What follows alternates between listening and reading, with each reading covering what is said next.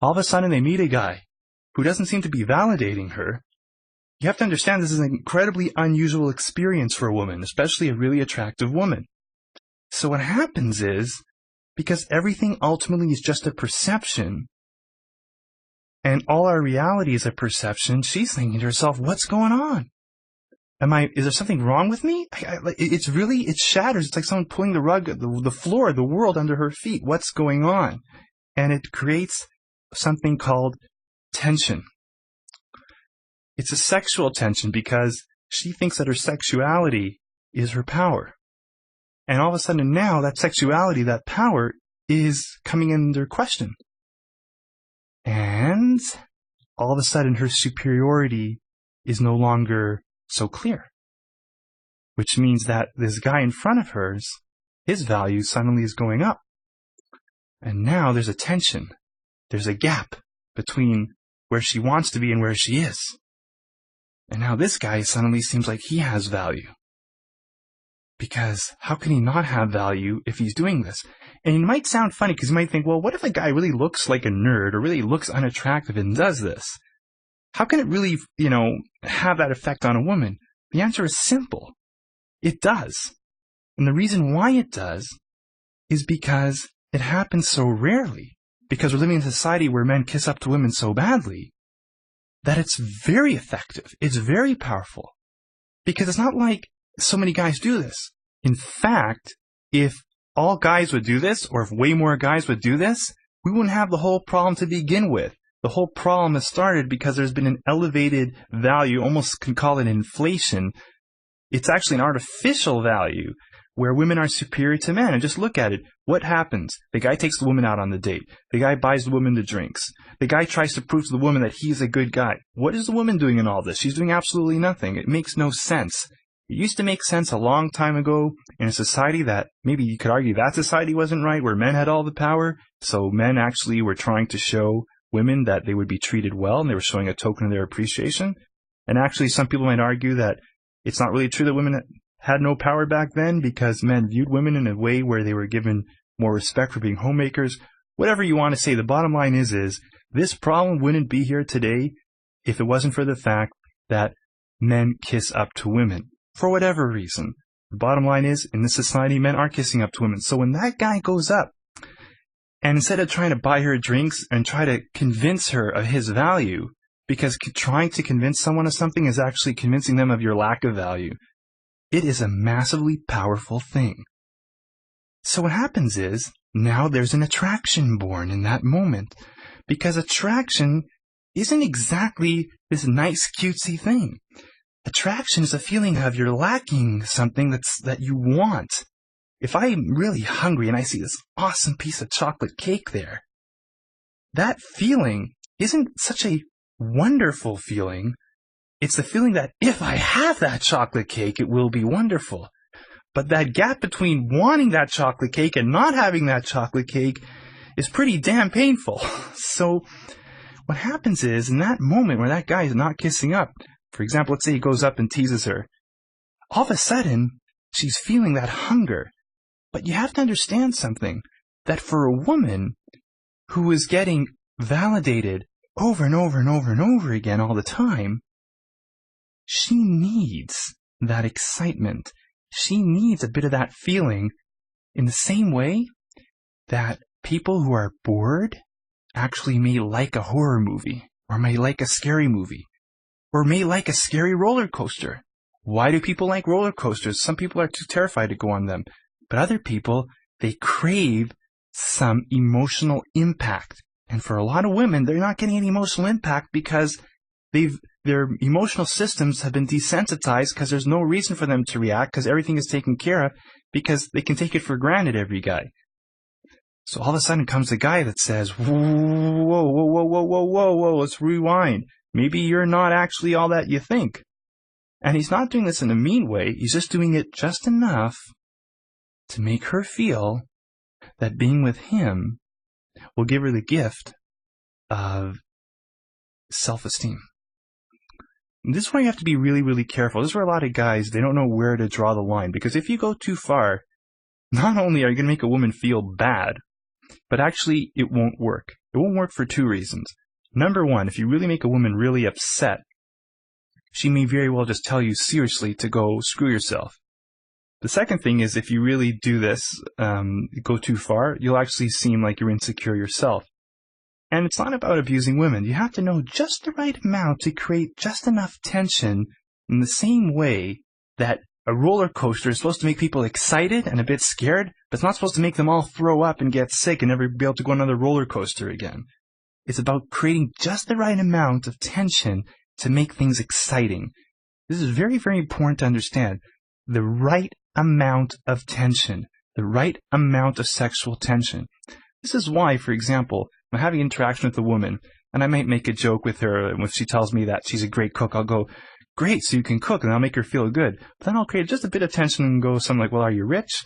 Or I'll say like, are you good at math homework? Because I'm looking for someone to help me with my math homework, or whatever it is, so that on one hand, I'm creating just the amount of tension that she needs, but not making it go too far, by also kind of qualifying her, making her feel special, but yet not making her feel so special that she gets to feel bored, and then she's not excited and enjoying the interaction either.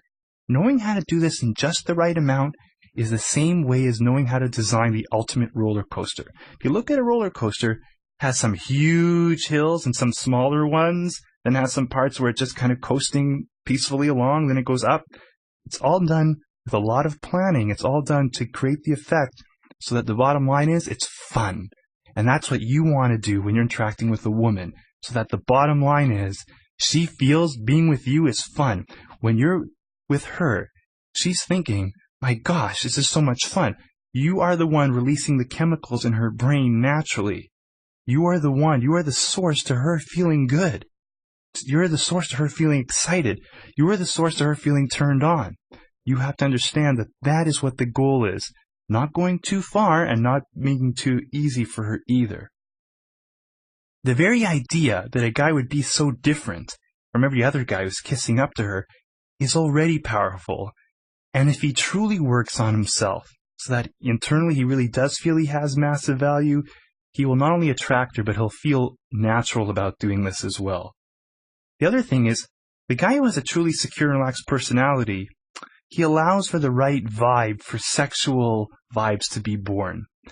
Because if you're not superior, there can't be attraction.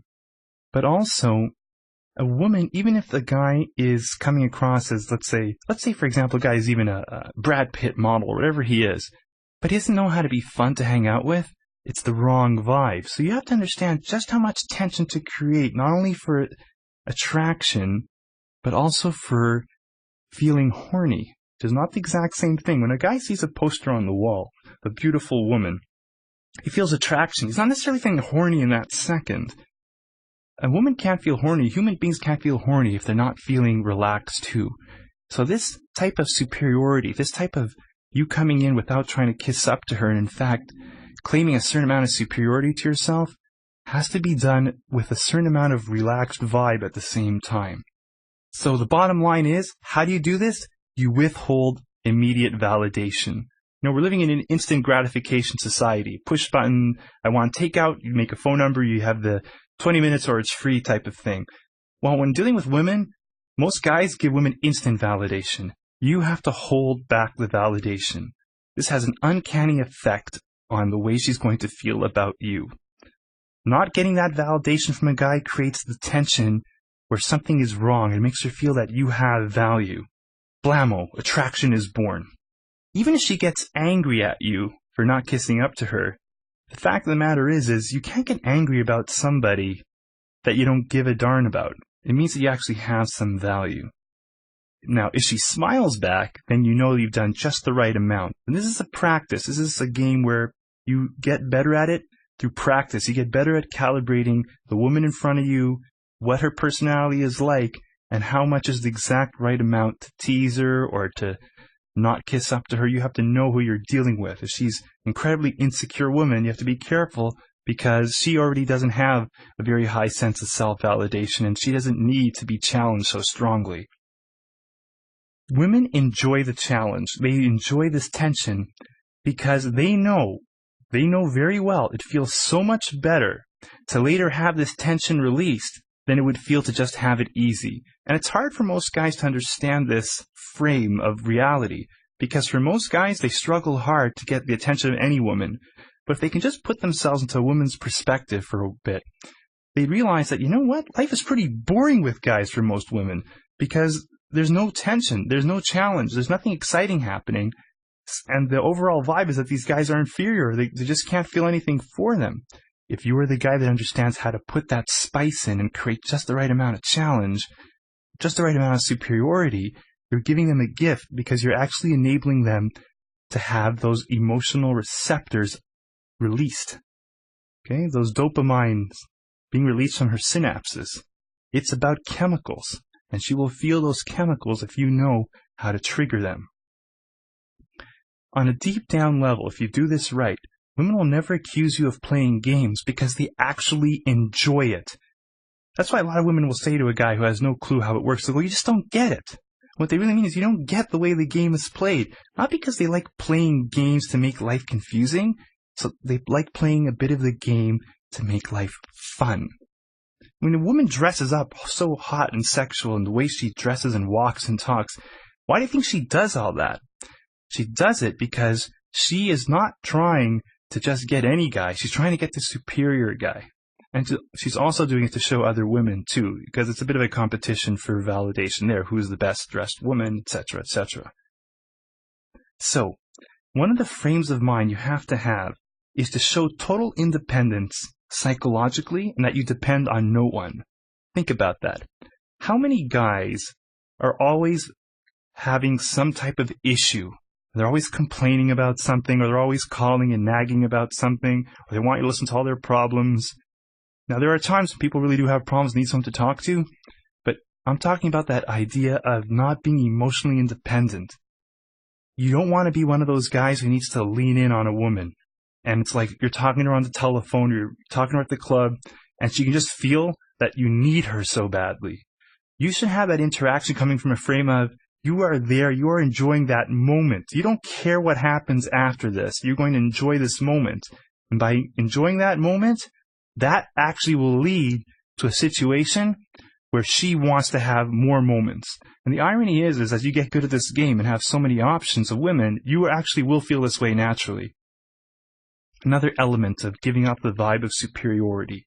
You have to show that you are a chooser and that you have high standards. This is why it's so important to not just look at a woman from a physical point of view. Because if you really understand, if you really are superior, if you really have choices in women, then you can get a lot of women that are great looking. In which case, you would become selective about those very women. That's why an attractive woman who understands what it's like to be superior, to be considered superior, will have no respect for you if she thinks the only reason you want to be with her is because she's an attractive woman. It's not because she doesn't like sex. It's not because she thinks you're a pig for liking her as a woman. That's fine. It's the fact that she thinks you're a desperate loser, because if you weren't, you'd have a lot of women and you'd be selective about it. And it doesn't make her feel special to be with a guy who's desperate. Whereas if you really had a lot of choices and there was something about her that you actually were attracted to, it's much more validating for her. See, when most guys come up and kiss up to her, it's not validating at all, because they're validating her on the fact she's just born a woman who's attractive. That's a sign of inferiority from these guys.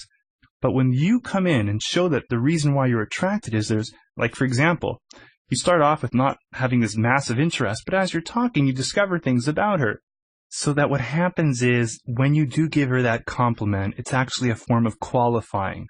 So if as you speak to her, you find out that she is just always the kind of person who looks for the good side of things, and you let her know that, now she feels as if you've actually discovered something about her, and now it's more of a unique connection. And there's no need to turn this into a game, because you really should be thinking this way, because you really will have a lot of choices with women.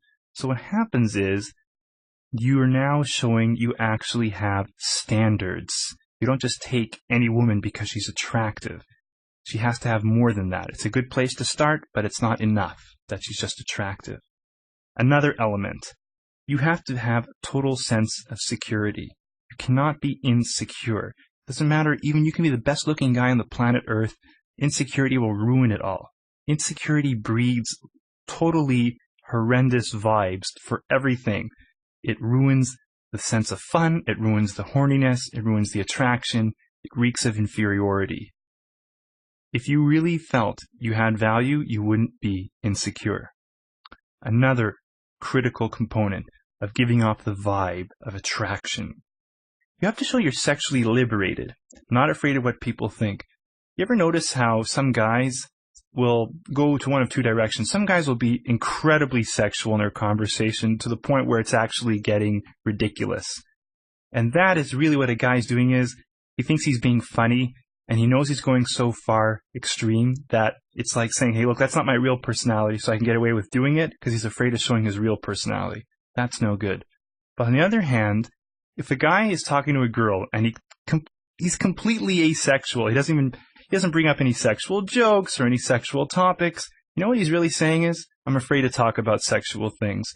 And if you really are looking at a woman, you're actually interested in her, and you're having a conversation with her, to not bring up the sexual dimension is silly, actually, because that's actually where it's going to be going.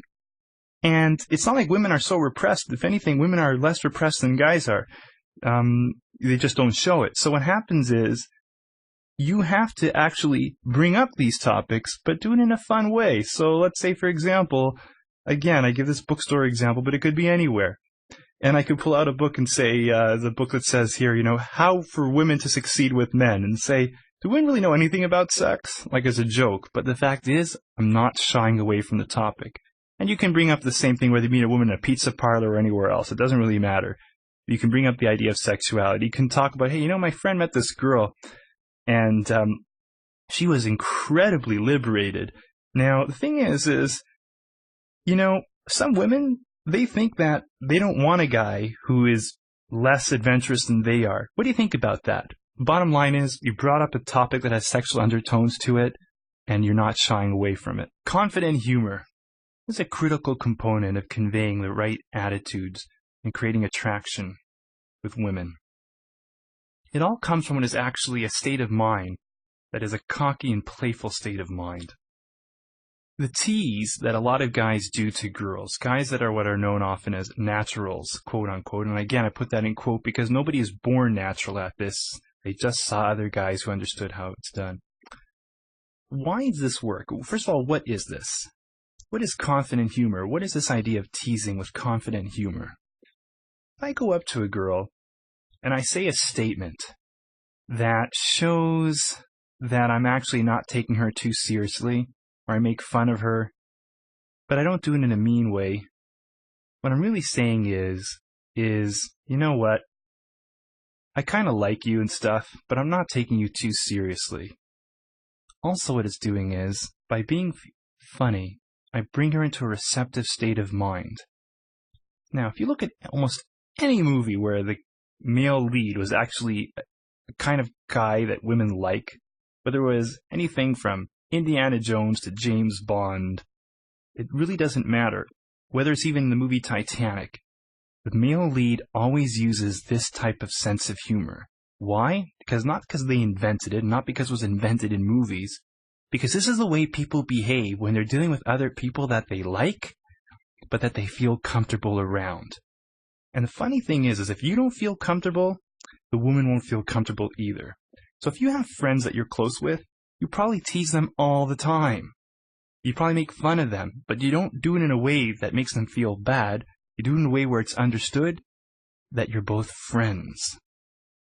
So for example, in the movie Titanic, there's a scene where Rose, the female lead in the movie, is about to jump off the boat to kill herself. And Jack, who's there to try to stop her from doing it, is trying to convince her not to do it. And then she tells him he's crazy. And then he says, with all due respect, ma'am, you're the one about to jump off the boat. See, even in a serious moment like this, he's still making a bit of this teasing, using confident humor. What's happening here? He obviously cares about her, but he's not afraid to still make fun of her at a serious moment. The point of the matter is that what he's establishing by this is that, A, he's keeping her in a receptive state by getting her in a funny, like making her laugh, getting her into a good state of mind. This enables her to become more receptive to anything else he's going to say. Because if you're in a rotten mood, you can't do anything. get the woman in a good mood by laughing, she can't be upset. Number 2, what it says is that he's not trying so hard. Like guys go up to a girl and say, "Hi, can I buy you a drink?" That says, "Hi, I have no idea who you are. I already want to expend effort on you." And it's kind of creepy in a way, because it's like saying, "I want my way with you," and I don't even know. She doesn't know anything about the guy. He doesn't know anything about her. And it's been done so many times that women are desensitized to it. And it often implies a lack of value, because you are willing to put value out even though she hasn't done anything for you. So it's like saying she has the value. Number 2, although on one hand you can say by teasing her, you're kind of breaking rapport with her, you're not trying to get along. At the same time, it's like you're assuming rapport by doing this. You're not trying to create rapport, you're assuming rapport. Because you're assuming that you're going to get along so fine because you're just such an awesome guy who wouldn't want to get along with you, that actually what happens is she starts to feel that's true. Because if you act in a way consistent with a certain reality, you will project that reality and people will feel that reality. So if I treat her as if she's a bratty little sister of mine or a friend of mine that I like to tease, she'll feel friendly, she'll feel relaxed because I'm acting that way. So I'm simultaneously breaking rapport and showing that I don't need her, which is a sign of attraction, a sign of superiority, I mean. And at the same time, I'm assuming rapport, because the only type of people that can behave that way with her are people that already get along with her. So I'm breaking rapport and I'm assuming rapport, but I'm not trying hard to create rapport. And the irony of this is that by coming across in this way, she is going to want to make rapport with me. This is why there's so much power in creating a confident tease, in using confident humor. So for example, like I gave the example at the club where this girl was wearing this shirt a shirt and even a skirt at the same time, I believe, with a red and white and blue bandages, it looked like, from the barber. That's what I thought it looked like. And when I went up to her and go, "Hey, I need a little off the top." And at first she doesn't get it, right? And then she looks at me and I go, "I need a little off the top over here. I want to get a haircut." And then all of a sudden she gives me that look with a bit of a smile on her face, punches me in her arm. What happened there? What happened there was I wasn't trying to create rapport hard with her. At the same time, this is the way people that she knows well talk with her. At the same time, I'm a complete stranger and I'm not afraid to break through that formality, to go and skip all those boring social conventions. At the same time, it's also funny, so she's in a good state, so she's laughing and she's feeling the superiority. So she's receptive to that sexual attraction as well. She's receptive to the idea of being turned on to me. Why? Because she's in a good mood, because she's laughing, and because she experiences my frame of superiority. So what happens is, makes her feel like she is with a guy who she'll be safe with. A guy who's not overly emotional, not nervous about going up to her, not making a big deal about this whole thing. A guy who she feels the same way her friends are with her. And that also she feels this guy is a man because he's not intimidated. He's not trying so hard to win my affection. At the same time, he's not a jerk either because he's funny about it. He didn't do anything bad. It also says sexual undertones, that he's not going to be submissive to her. Women, in general, do not want a submissive guy. So by having this kind of teasing attitude but not being a total jerk about it, you're showing her that you'll be the dominant one.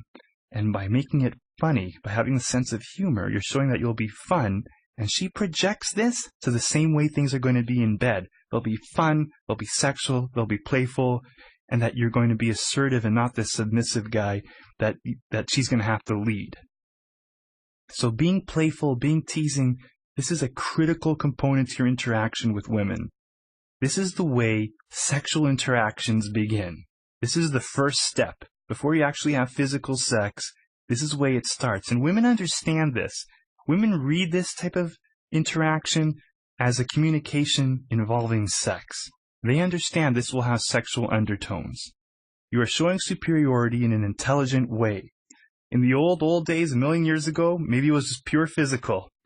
Animals seem to do it with smell. Now we do it in this way, but we're still showing that primitive aspect of ourselves, of the superiority, which is what attraction is all about. You're saying, I am superior, But these days we show it with humor, and the message here is, this is my superiority. And then you know what a woman does in return? Because since attraction is all about superiority, she will often, if she is really confident herself, will tease you back, which is showing not that she's upset at you, but that it's game on. So for example, many times if I see a girl and she's really beautiful, and I make fun of her boots that she's wearing, telling her she got them. Hey, did you get those at the Salvation Army? She'll go, hey, you think? Like, she'll either go right along with it, or she might go back to me with a smile and go right back at you, and like she'll look at like some kind of accessory that I have that is really fun and cool, but she'll make fun of it herself. The fact that she's actually doing that, women do not respond to guys that they're not interested in. Women do not go out of their way to smile and communicate with guys they're not interested in. So women understand what's going on. By the way, if a woman doesn't tease you right back, that's fine too. Just the fact is, women that do this very often are very, very confident themselves. And I'm just letting you know that's not a sign that she's angry about you. Very, very critical to understand this and worth practicing. And the way to practice this is to actually look for things in the situation that are worth teasing on. And it doesn't have to always be about the woman herself, but it's better if it is. So if you're in a restaurant, and I mentioned this, and you just got a burger and it's completely raw, and make a joke like, this is a great establishment over here. All this burger needs are Band-Aids. Okay, that's kind of funny because you're kind of making fun of the restaurant, but it's even better if you make fun of her, because what happens is you're saying you're superior to her. But even making fun of the restaurant shows that you have high standards, and it's like, yeah, let's get out of this joint. And you take your hand and you leave that restaurant. The structure of comedy. Really important to understand this, because having a good sense of humor helps you so much in all your interactions, especially in the beginning of your interactions with women, but even way down the line, it's always something that comes in useful and should be woven into your conversations naturally. Every emotion that we have is our reaction to being drawn to something for either survival, that's attraction, or repulsed from something, extreme being disgust. And the same thing goes for laughter. Laughter is just another emotion, and we wouldn't have this emotion if it didn't have hard wiring, major critical effects for survival. So what's the point of laughter? We usually laugh when we feel good, when we feel things are going well, when we feel superior. If you notice, some comedians, if you look at the old Tonight Show, if you find any tapes or DVDs of that, with Johnny Carson, he used to dress really tacky on purpose so that the audience would feel comfortable and feel superior to him. That's why a lot of these comedians do that. They make fun of themselves. But the thing is that many times, even in a movie that's really funny, the character is doing incredible. And the reason why we laugh there is because we relate to the character, because something happened to that character in the beginning of the movie that we felt sorry for. And so we felt sorry for him because we related to being in the same situation ourselves. And when that character ends up winning, big time, we laugh because we feel so good, because it's extreme sense of winning. So what happens is, when we laugh, we're drawn to that person for completely different reasons on the surface, whether it's feeling superior to that person, or whether it's because we actually feel that person is winning, but again, it's ourselves that we feel that we're winning because we identify with that person in the movie. In both cases, out of survival, out of hardwiring for survival, and in both cases, let the other person see that our guard is down. Many times, I saw an interview with the Dalai Lama. I've actually seen many interviews with the Dalai Lama. And I found it really interesting how he laughs a lot. And I'm thinking, why is this guy laughing so much? This person is immensely powerful. He has so many followers. He has so much respect from so many people all over the world. He doesn't have to laugh at anything. He can have a totally serious, smug face, and people would still respect him. But the reason he laughs, in my opinion, is to make the other person who's interviewing him or talking to him feel comfortable. Because by him smiling and him laughing, he makes the other person feel good too. Because when we laugh, we're showing we're in a good mood. we're showing that we're not trying to threaten the other person, which is different than the evil laughter when the bad guy's ho ho ho ho. Because in reality, most of the time when we're in a situation with someone that really hates us, they're not laughing. So what happens is, in the case of the Dalai Lama, he knows his status. He knows he's pretty important. And he's not going to lose status by laughing. In fact, he's proving through example the way that he believes people should behave.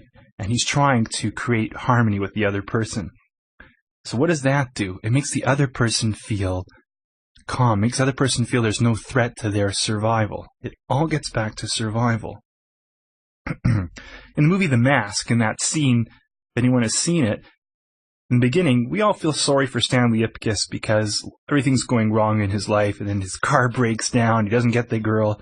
And later on, when he becomes the Mask and has all the powers of the Mask, and he goes back to the place that ripped him off at the car shop, and he takes his massive revenge, we laugh like crazy because of what's happening is that everybody knows that they've been ripped off at the car shop, and all of a sudden, he's really taking back more than just justice. He's going way, way beyond. And it's hilarious because no one really gets hurt that badly. But what's happening is that he's getting a windfall of justice. And we identify with him, so we feel as if it's happening to us. That's the role of an intelligent movie that's done well. So that's why we're laughing. So we have to understand the different types of laughter and where they're coming from. We feel secure around the loser.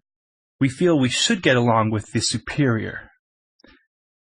So when we laugh, we're showing that we feel good, or we're showing that we don't want to cause a threat to the other person. That's why a lot of times when there's the boss at work, everybody laughs at his joke even though it's not funny. Because really, they don't want to hang out with the boss after work. But during work, everybody smiles to the boss, even though no one tells us to, because deep down, we know he has the power, and we don't want to piss him off. So survival kicks in and makes us do things like smile at him, even if we don't understand why the hell we're doing it.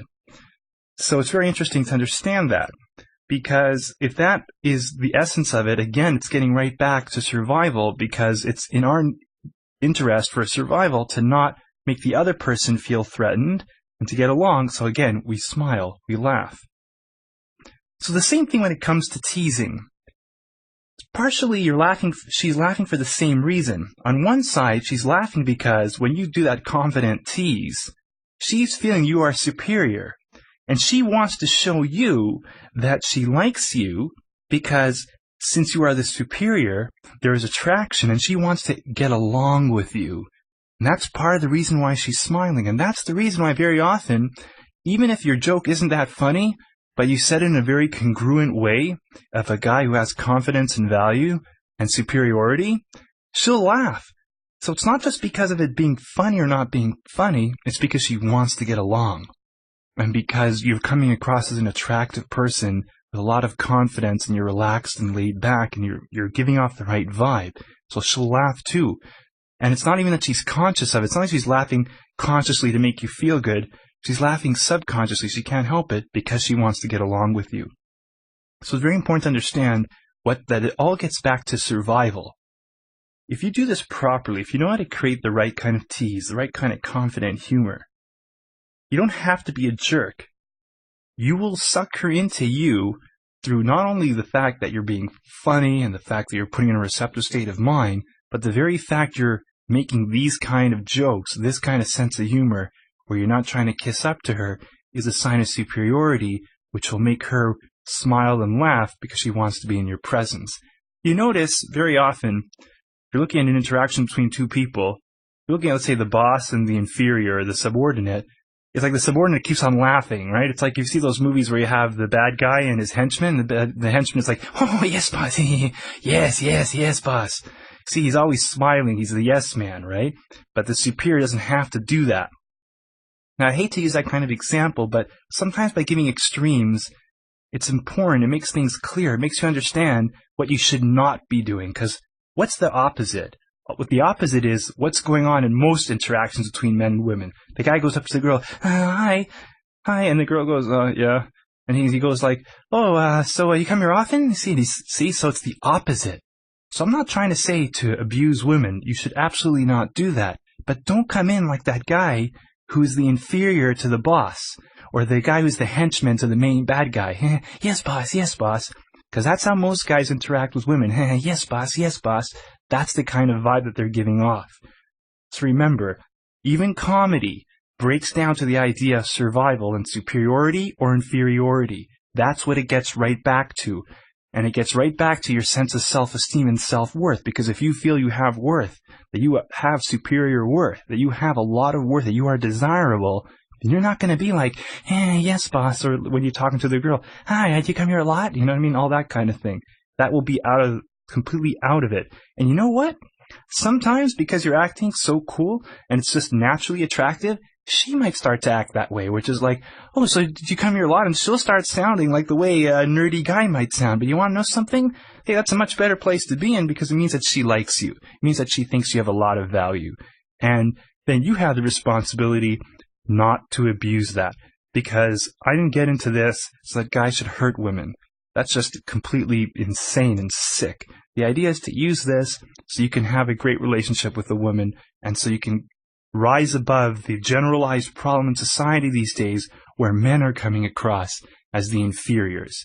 I just want to bring men up to the same level where women are. And actually, when it comes to certain areas, I believe that women actually want a guy of higher value.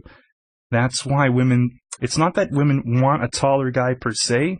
It's not that women want a guy with more money. It's they want the feeling of superiority from a guy. And if you understand this stuff, you can create those feelings regardless of height, regardless of looks, regardless of income. So it's really important to not get too caught up in politically correct ideas of perfect equality, because when it comes to certain things, women don't want equality. Yes, absolutely, they want equality of rights and votes and all that, and that's awesome. But they don't want a guy who's going to be exactly identical to them when it comes to things like being more dominant and leading the show. Like a guy who's going to be completely equal will not create attraction, because that will mean that the woman should go up to him just as much as he should go up to her. And women do not get attracted that way. That's not what they want. Very, very important to understand these concepts of superiority, but to use them ethically. So what is a good tease? It's not about causing pain. Remember, the whole idea here ultimately is for her to feel good, because you want her to also feel that there's a potential that she can be with you. So if you're the greatest thing, but she feels you clearly don't give a damn about her at all, she'll just get upset thinking she has no chance, or she'll think you're just a dumb idiot trying to be a jerk. So there's no good feeling for her there. So remember, it's all about her feeling good, which comes down to feelings of survival from being with a superior guy. So if it's going to be a no-win situation for her, she's just going to leave or be upset.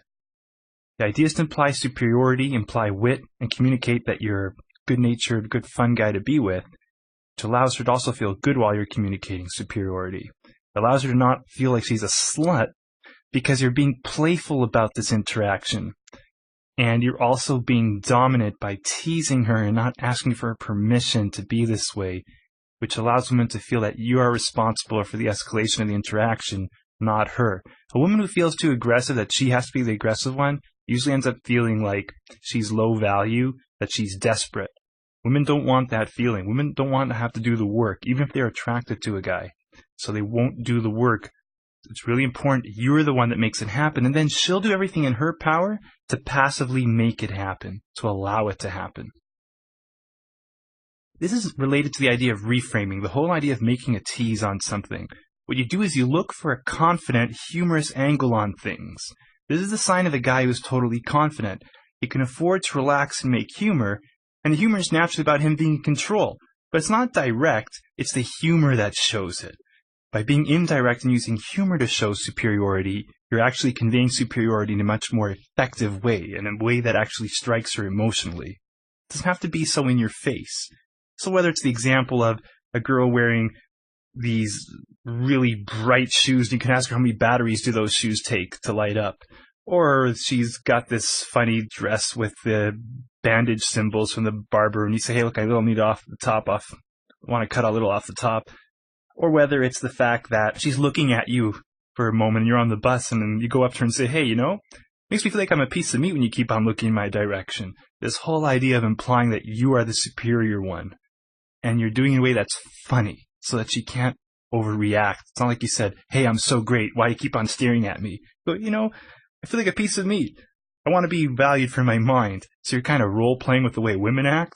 And notice how the way women act implies superiority. So you're kind of stealing that frame yourself and acting that way. But there's some rules I want to explain, some really important rules about what it means to really be playful, what it means to make a proper tease.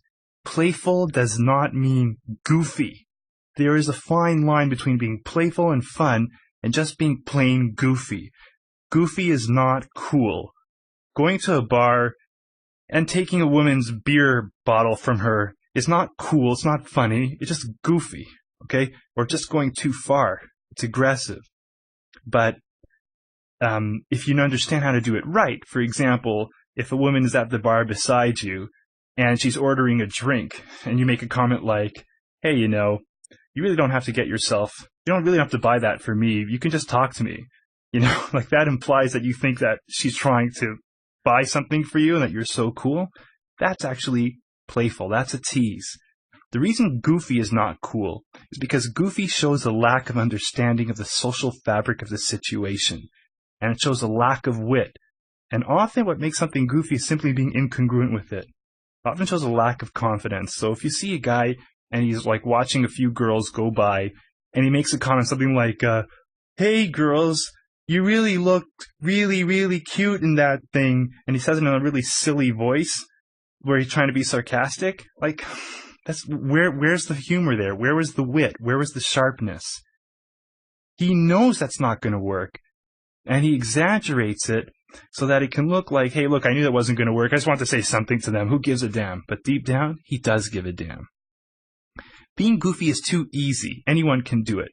It's like saying I'm going to be extremely stupid on purpose so that it's obvious I'm not trying to be smart, so that way no one can accuse me of being an idiot since I'm obviously being an idiot. See, this is actually a sign of insecurity because it's giving yourself an excuse to tell everyone for why you're not making a powerful impact. That's why a lot of guys act like complete idiots around women. They go overboard, they act too crazy, because it's a way of saying, oh, I knew it wasn't going to work. I was just playing around. I was having a good time. As a comedian I know says, that's a back door. It's like when a comedian goes up and makes a joke, and he says, oh, I have a really funny joke for you, and it's really not funny at all. The very fact he did that whole thing means he wasn't confident in his ability to actually make a funny joke. Don't give yourself a back door. Go put yourself on the line by actually thinking of something that is sharp, by actually doing something that is funny. In other words, the women, and in fact everyone in the group if they are there, can see you are afraid of screwing up by the very fact you're making it so clear you're intentionally screwing up. That's the difference between goofy humor and humor that shows confidence, value, talent, or wit. A playful tease is also destroyed by incongruent body language. You ever see this? For example, if you think you're being funny by teasing a waitress, by pretending to be giving her the menu back and then yanking it away, kind of teasing her with it, but you're not making eye contact when you do it, or you're facing away from her because you're secretly afraid of her reaction, or if your expression looks goofy and over-smiley, or if you are too serious instead of either being just laid back or with a calm smile, the waitress will then just think you're weird and it'll also make you uncomfortable or irritable, which is the opposite of what you want. You have to realize that any of those mistakes will screw up your tease big time and backfire. Which is not to put you off making teases, just to let you know that there is a standard, and if you don't reach it, you will come across as pathetic. This is one of the reasons that actually practicing in person, actually going out there in the real world and trying this and applying it to women is so important, because these details are subtle yet critical, and they can be pointed out to you. In my workshops and boot camps, this is what I do. I actually find the subtle details, the critical little things that are happening, and immediately point it out to the guy so he can fix it, so he knows what to do in the next situation, the next approach. Incongruent and weak body language makes your tease seem like you're saying, ain't I cute, I can do this stupid BS to you. Okay, while the same tease with the right body language comes across as a guy who is sexy and relaxed and not seeking approval, and he's in a good playful mood, and funny, and witty. So what does this good body language mean, strong body language? What it means is completely being dedicated to what it is that you're doing, that you're going with it. You're not going halfway. So if I'm going to say to a girl who is right beside me at the bar and she's buying a beer, and I say something like, hey, you don't have to work that hard to get my attention. You can just talk to me. You don't have to buy me a drink. I make sure that my voice is sounding like that. I make sure that the look on my face, kind of a bit smug, and I was really relaxed. My shoulders aren't tight. They're relaxed. I'm not leaning in. My tonality sounds laid back. All this stuff makes it congruent, and now it actually works.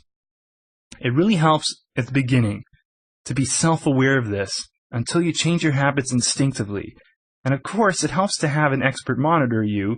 So if you have any other guys that are good at this game, go out with them. But even if you don't, right here, you have me. Right here, you can listen and come back to this time and again to make sure you're staying on track. Remember, if you aren't committed to your tease, it won't come across properly. So, as opposed to thinking when you're about to give that tease, like I said, with the beer bottle example, just go for it.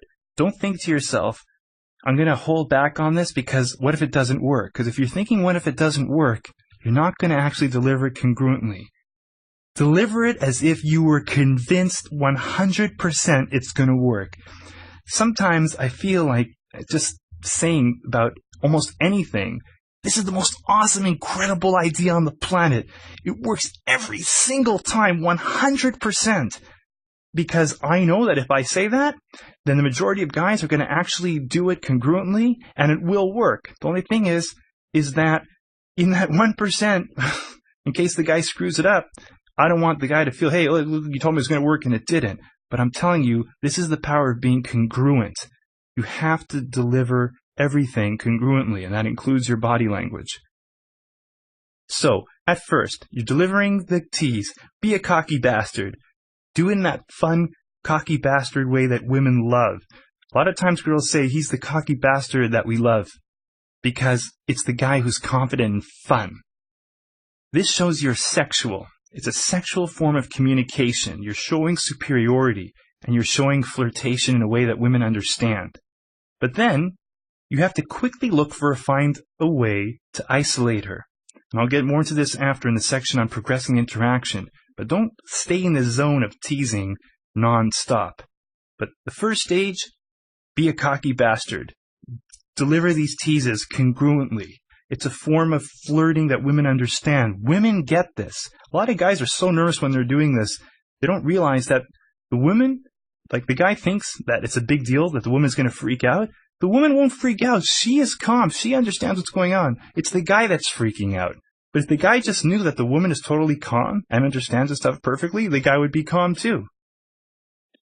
Now, you don't have to start every conversation with this cocky way. You don't have to use this, in fact, in your conversations every single time. You can just as easily just have an intriguing or interesting conversation and have some other way of opening it up or some other way of keeping it interesting. The point is to demonstrate something about yourself that's interesting so that she opens up to you, so that you're not just some other generic carbon copy of every other guy that goes up and go, hi, you come here often? You want to show something that actually affects her in a way she hasn't been desensitized to. The sex part follows later, but the first thing is you need to convey something different, something interesting. You have to get her invested in you somehow. So if she wants to hang out with you as a potential partner later, if that's going to happen, it's going to start with you conveying personality first. And it also helps if she starts off by not thinking you're a psycho guy either to begin with. But really the bottom line is if you can open the conversation, it's just to get it opened up for whatever's going to happen next in the conversation, which is the isolation part ultimately. Because after speaking with her for a few minutes, the bottom line is not to stay there, but to take the interactions to the next level where you can isolate her and be in a more intimate setting. Now you must do this early. Don't get too caught up, like so many guys do, with staying in this zone of just teasing. Teasing is a great way to get the vibe started. But like I said, every interaction must progress or it will burn itself out at the level where it is. If you do not progress it, it will burn itself out. The idea is to always take the interaction to the next level as soon as possible. This isn't like some kind of benefit The woman doesn't appreciate the fact that you're staying at stage 1 when you really should be in stage 2. A lot of guys think that the idea is to move slow, slow, slow. It's not. The idea is to create attraction immediately. If a woman is then attracted to you, it makes sense to move to the next level, which is building a deeper connection. Now, back to the idea of what this tease actually is. Remember what the point is. It's to be breaking rapport with the humor. But the funny thing is it also does the opposite as well. It creates rapport because it makes her want to create rapport with you. And it makes it seem like you are way beyond the BS formalities that most people spend an eternity on by cutting right through it and acting like as if you're an old friend who can tease her. And she feels like you are an old friend in a certain way. She feels, yes, you're a stranger and she's feeling that sexual vibe, but she's also feeling comfort like she would feel with her other friends because you're acting that way. This is the kind of rapport she may have had with her last lover, as opposed to the rapport of a friend who is a loser, okay? Because you have that combination of rapport plus sexuality going on here. This is the way you would behave normally if you were confident. So start this way until it's internalized and you actually really do feel this way. You have to reframe situations and think about how you would react and how you would behave and how you would act if you were superior. You find things and find ways to comment or behave that show you are the superior, but you do it in a way that's extreme so that it's funny. Okay, so humor when the guy wins big time, like in The Mask, as opposed to a movie like Rambo, where the emotion is more of vindication and justice because the character has gone through so much horrendous torture that even if he wins, we get a feeling more of drama, not of humor. So you want to be the good guy who wins big time. That's how you want to be behaving to create the emotion of humor in her. So that, let's say, for example, you're online chatting with a girl, and in the middle of chatting with you, she says something like, I like you, and you say, you're a smart girl. So by saying you're a smart girl back to her, what you're actually doing is giving yourself a compliment, because you're saying she's smart because she knows that you are a great catch.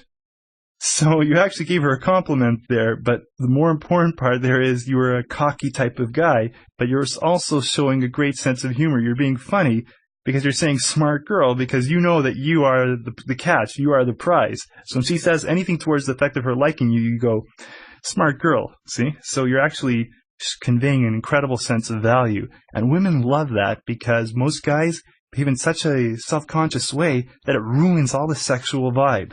There's no attraction.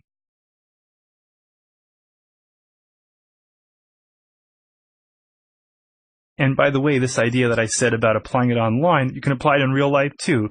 At any time you're talking to a woman and she says something good about you, you go, you're a smart girl, which is a compliment to yourself and is kind of a cocky sense of humor. It shows that you're in control. The guys that are really masculine and considered attractive by women are the ones that know how to maintain a frame of being under control, so that even in tough situations, you can make them funny. That makes women feel safe with you. Also, anytime she asks you a question, answer her question in a way that frames you as superior.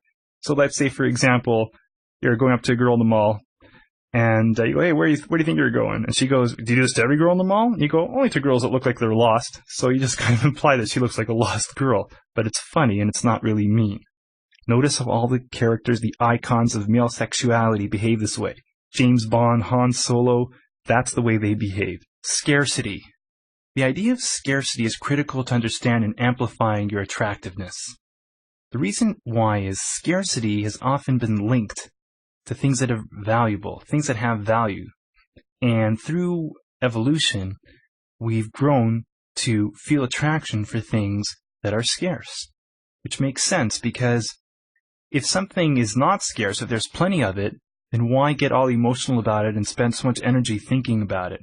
However, if something is scarce, then we need it, and it makes sense to get emotional about it, because by getting emotional about it, we're going to get off our butts and take action in obtaining it. So how do you make yourself scarce so that women feel the emotion of attraction for you, that you have value, that you are desirable? Many ways of doing this. For one thing, you can immediately start off an interaction with something called a time constraint. So you immediately start off your interaction with the fact that it's a limited time only thing and that it's going to be gone soon. So if you go up to a girl, you can start off by saying, hey, you know what? I only got a minute. I got to get back to my friends. They're going to kill me. But we're having this huge argument. And we're trying to wonder, would girls actually hang out with a guy that was more sexually adventurous than Howard Stern, or was more sexually adventurous than whatever name it is, whatever it is that you come up with? It doesn't really matter what the topic is so much, as long as it's interesting. But the main point of that whole sentence there was that I only have a minute. I got to get back to my friends. Okay? Or I got to get back to my friends in a minute. Or quick, I got to get back. I got to go, or I'm about to leave. As soon as you do that, she's not thinking to herself, oh no, another guy's going to be bothering us all night. Because that might be her perception because of the way most guys have been with her, and they're so unattractive through their behaviors that that's her first instinct. But you're starting off with, I got to get back to my friends, I only have a minute. So now her mind isn't thinking about how to get rid of you, but in case you have value, how to keep you there. And also it's allowing you the potential, it's buying you that moment to prove yourself. Although you shouldn't be thinking in terms of I need to prove myself. Another thing, end your phone calls with a girl first. Start the conversation by saying you have to leave. End the date first. Be busy. If a woman emails you or calls you, you have to understand that most guys jump to call her back. And if you're really the kind of guy who has a life, and you should have one because that's part of being an attractive person, you're not spending your whole day just putting women on a pedestal, you actually have other things going on in your life, you should be busy. But if you're not busy for whatever reason, you should get busy, and you shouldn't jump to answer her email right away, especially a girl you just met, or to answer her phone call right away. It shows that you're in high demand. Now, I'm not telling you to play games, and I'm not telling you that once you're in a relationship that you should play games with a girl. But give her the feeling that you are of value, because that makes her feel good. That will boost her self-esteem if she can get the guy of high value, because she associates it with herself if she can get with you. So, don't let her think that you are so readily available. Also, everyone wants you, both in terms of status, of the world of business and of people. That is the image you should be projecting. That not only are you busy, but that everyone else wants you. Because if everyone else wants you, in terms of your circles and the people around you, that means that she's going to have to fight harder to get you. But what that really means is that if she has to fight harder to get you, what it's really saying is, you are of more value. And that's what she wants. She wants a guy of high value. This makes her feel that you're desirable. Because if you're scarce, you're also implying that other women want you. And if other women want you, that's proof that you are desirable. Girls send out emails very often, and I believe they do this sometimes on purpose, with 10,000 names of the friends that they're CCing. And I think they do this partially because they just accidentally forget to press the blind carbon copy section of the email, but I think sometimes they do it just so you should know that they have a lot of friends and that they have a lot of options, and so you're going to have to fight harder to get them. So think about that. Think about the idea of creating the aura of scarcity and that you're already in high demand by other girls, that you're desirable, you're busy, you have a life, you end the phone calls first. Don't stand there staring at your phone. Don't email back right away when she emails you. Don't always be so easy to access in the same way that you don't want to have, I remember before there was downloadable music and it'd be so hard to get a song. If I hear it on the radio, I'd appreciate it so much. But now that it's so easy to download any song, you don't feel that same level of scarcity, so it's not as awesome when you finally do get that song. If a woman knows a reliable way to constantly get your affection or your interest, it will be too easy for her to feel you are in high supply. And then the automatic reaction of the human brain is to kick back, relax, and not have to worry, and not have to get emotional, and not have to get excited about that person. And you want her to feel that magical, awesome emotion of excitement. Reverse rationalization. This is another important area of understanding how to amplify your attractiveness.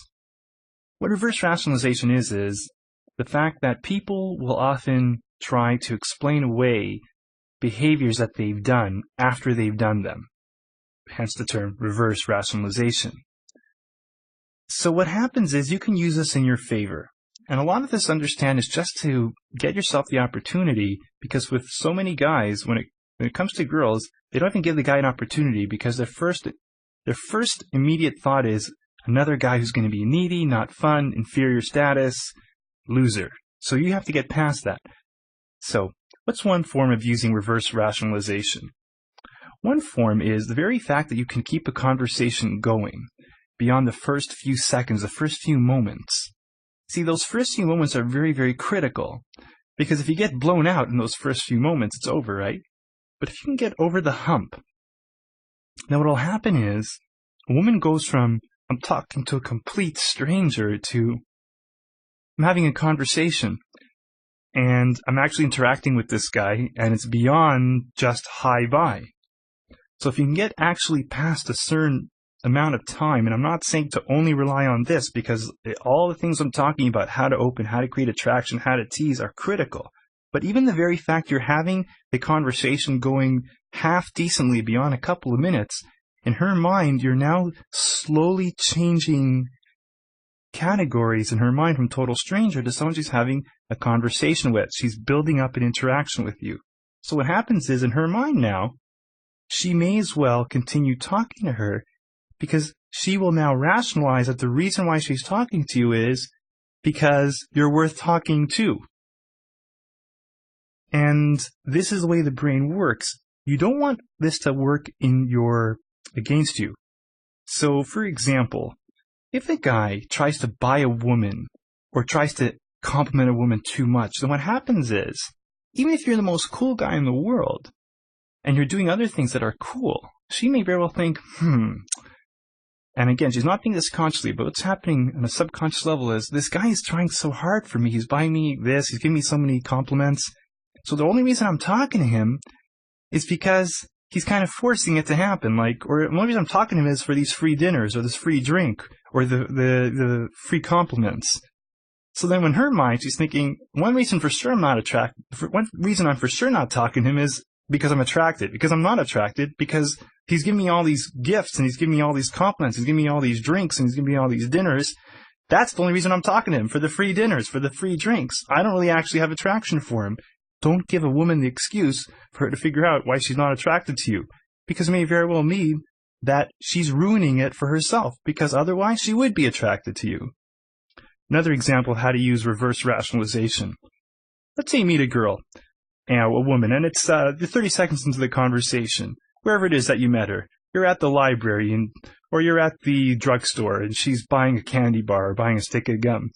And you start making fun of her for the choice of gum that it is. You start telling her something like, oh my gosh, only losers choose Trident, or whatever it is, or she chooses some kind of sugar-free gum, and you're like, did you know what they say about sugar-free does to you? And she's like, whoa, what does it do, right? You're like, oh my god, are you that gullible with everybody? Bang. So you teased her, you're in a conversation, she's laughing.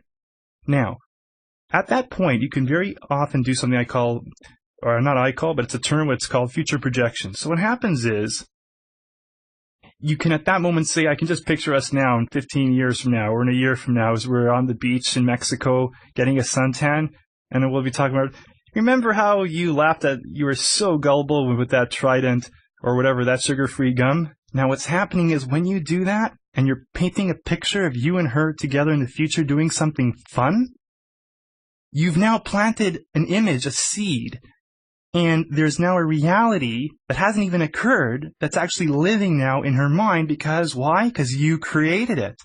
And it's taking place in the future. It hasn't even happened yet, but it's taking place in the future. But now that she's picturing you and her together in the future, the fact of the matter is if you're going to be together in the future anyway, then it's okay for her to talk to you right now in order for that to happen. It's almost like, in order for that to happen, the past has to happen for the future to occur. So of course, of course I have to be talking to him now, because after all, the future is going to be happening. Now you might think this is funny, but it's actually not funny, because on a certain level, the brain works this way. Because our ability to tell the difference between reality and fiction is very, very fine line in between the two, because everything is ultimately perception. And at the same time, it actually is a little bit funny too. Like, she may very well be laughing at that. But now you've given her reality. to picture. And she will now try to back it up. Why? Because she wants to, because it'll be fun to do that. So by having a future, it now makes sense you have to have the past. And now she's making the past, even though you created that future. So reverse rationalization is very, very critical, and it can be used in different ways. This is another reason why the man has to lead the interaction. Because once you just do it, many times she will feel that she must have been attracted. In fact, you can almost bet on it. The girl will recall the entire interaction. Let's say a guy and a girl meet, and the guy does the pickup, whatever he does. And then let's say 6 months from now or a year from now, they're thinking about how they first met. 99% of the time, the girl will recall the entire interaction differently than what really actually happened. The reason why this happens is it's reverse rationalization. So very often she'll recall that she was kind of interested, but that she did nothing, and that of course she isn't a slut, and that she'll actually make it seem as if you did more work than you actually really did. And the reason why she does that is because of societal programming and conditioning that says to women not to be sluts, and anything where a woman is being too proactive about chasing a guy is considered like not classy. So the woman will recall the interaction in a way that's more logical and fits in with society's programming, even though the truth is that's not what happened. So the reality is that she is actually attracted to you because of the way you act with her and the way you picked her up and the way you constantly act with her, which was the ways that I'm talking about. But in her recall of the event, she'll rationalize it so that it occurred in the way that it supposedly should happen according to society. Which is very funny, actually, because sometimes I even meet guys that tell me, stay away from clubs. You can never meet a woman in a club, and clubs are horrible and clubs are terrible. And then I find out, I ask him, so where'd you meet your wife? He goes, actually, I met her at a club, but it wasn't a normal club, or it wasn't this, or wasn't that. Because what's happening is he forgot himself. Actually, he actually forgot his own past. And what happens is then reverse rationalization kicks right back in. So remember, one thing that's critical, your foot in the door. Each step, each moment, each second that you're talking to her, you're moving one step farther away from stranger, and now you're moving towards the phone call. You have her email, you have her phone number, now you have the phone call, then you meet up. Now that you've met up, now she's feeling even less that you're a stranger, and she keeps rationalizing the past, and then you're getting physical. And then once you get physical, then massive reverse rationalization kicks in because, and I've seen this happen, I'm not telling you this so you should manipulate women. I'm just letting you know that if you don't understand these concepts, a lot of guys that are jerks will go out there, have no problems using these concepts and getting women while you're trying to do everything so, quote unquote, by the book and getting screwed every time. So, for example, the guy that's a total jerk who may really play games to the ultimate extent, he gets physical with the girl, and then what happens is, in order to justify what happened, she reverse rationalizes the entire sequence of events and will even go so far as to paint the guy that's a jerk as not a jerk. Because reverse rationalization, she has to explain her behavior. So either she has to explain that maybe she was drunk and didn't know what she was doing, and so it's not her fault, or that the guy really isn't a jerk. Very important to understand. This is why very often when girls get too physical in the club, the next morning she'll find it hard to justify. Like, well, why did I get so physical? Oh, it must be because I was drinking. So it doesn't count. So it's nothing. Even if really she had an awesome time with you and she really enjoyed your company and she was physically attracted to you as well. So remember, this idea of reverse rationalization can be used for anything from getting the conversation going to getting things sexual. Once it happens, she'll find a way to rationalize it. If you can make it easy for her to rationalize it as what you want her to rationalize it, she will believe it. So make sure you don't give her negative reverse rationalizations. Make sure that you don't screw yourself before anything even happens by over-complimenting her, buying her things, because all that's going to happen then is she's going to think, why am I with you? Oh, yeah, you're buying me everything, so I guess I'm not really attracted to you. So use reverse rationalization in your favor. Be unpredictable. Being unpredictable prevents the human brain, in this case, prevents the woman who you're interested in, preventing her brain from adapting. Not that different from working out. It's very important when working out, you may know this, to shock your muscles. You ever heard of that? You have to shock your muscles so they can't adapt. So that you shock your muscles by increasing the resistance or decreasing the amount of rest time or changing up the exercises so that you can't adapt. Because once you adapt to something, then what happens is your system doesn't want to change. And the same thing with our emotions. If a woman feels that she's figured you out, if you're totally predictable, then what happens is there's no more need for her mind to trigger off any emotional responses because you've already been figured out. Everything's been taken care of. I understand you. Everything's figured out. I can now focus on something else. And it's not because we're good or evil that we do this. It's just survival. Once we've figured something out, we can then move on to the next thing. So we don't have to waste our energy on the same thing. But you have to make yourself unpredictable so that she can't take you for granted. Our systems are designed to feel something is important if we know that we have to work at it. If we know that it's not there to be taken for granted. Our systems are also designed to feel something is not important if we know it is there. That way, our system can focus on the unsure things, the things that aren't there, the things that we don't know are there. So if you are the unsure thing, then her system kicks in and evolution kicks in and gets emotions firing, gets those chemicals firing, because emotions are the key to taking action, and evolution doesn't play around. So what happens is, since you are the unsure thing, her brain registers that as a call to action, meaning her emotions kick in, and it's like, oh my gosh, I can't lose this guy. And if I can't lose this guy, she starts focusing on you, then she starts focusing on your value. Because by focusing on your value, and by experiencing and feeling that you are valuable and desirable, that gets her kick-started into taking action. That's the way our brains work. Something is not there for sure, so then all of a sudden we start to focus on the value, because that's what triggers our emotions, and emotions make us take action. And that's the way evolution works. So she all of a sudden gets fired up and starts taking action and starts focusing on your value and starts thinking about your worth and how desirable you are. And that's where you want a woman to be in terms of yourself.